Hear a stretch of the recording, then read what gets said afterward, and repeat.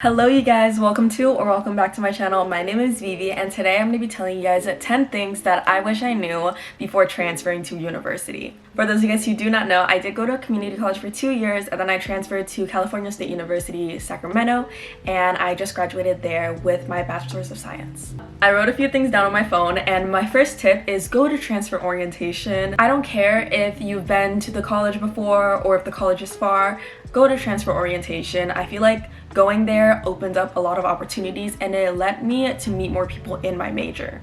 Along with that, I was able to get a preview of what my major and the courses I needed to take were. Obviously, those are some things that you can find out by yourselves, but it's really nice to just have it handed to you instead of you having to go look for it, especially because coming from a community college, it's very different. The next tip I have is to go to Club Rush. So Club Rush is when all the clubs and fraternities and sororities come out to table in a central area of the school campus. This could be indoors or outdoors depending on your school. As a transfer student, it can be really awkward entering a new environment where everyone knows everyone, especially as like a third year. And going to Club Rush, there's so many new faces, there's other transfers, there's other people just coming into the school. The other reason why I suggest going to Club Rush is to explore your interests and hobbies. For example, I've always been really into fashion, but I've never wanted to pursue it. But going to fashion club and meeting people there, I was able to have a creative outlet. My third tip is to not overload your schedule. Even though I said to join clubs, don't join too many. They do have fees sometimes. For example, one of my clubs was a $10 fee for the beginning of the semester. But don't overload your schedule. Make sure you can balance going to clubs, having a social life, and then also doing your academic work. This next tip is a little specific, but it is keep in mind who is going to write your letter of recommendations. I know some jobs require letter of recommendations after you get out of college and they ask for professor letter of recommendations, but for me, I wanted to go to grad school, and applying to grad school, I had to keep in mind who was going to write my letter of recommendations, because the worst thing that can happen is that you go up to a professor and you're like, hey, can you write me a letter of recommendation? And they don't know who you are. I remember one time I went up to my professor and I was like, hey, I really loved your class, would you mind writing me a letter of recommendation? And she did not know who I was. It was so embarrassing. Although doing well in their class helps a lot with letter of recommendations, they also have to know who you are, and if they don't know who you are, how are they going to write a strong letter of rec other than your grade? Tip number 5 is to use your college resources. Each college campus has their own resources that you can utilize.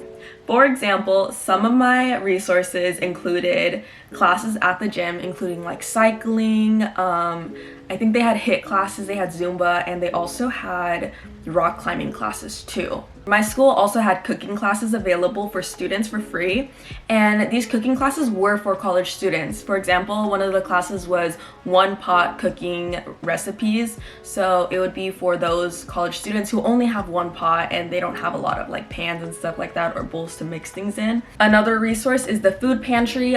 Generally, you do not have to qualify for the food pantry. As long as you're a college student, you can go into the food pantry and get food.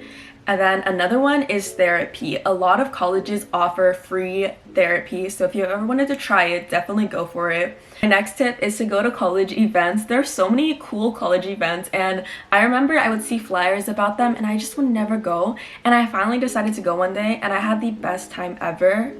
A lot of these events are free. For example, one of the events I went to was a comedy show, and then another one that my school had was a silent disco. You don't even have to be social to do this. You can literally go with 2 of your friends. Moving on to my next tip, it is to meet with your counselor regularly. Scheduling counselor's appointment is very important, especially when it comes to scheduling your classes for the next semester.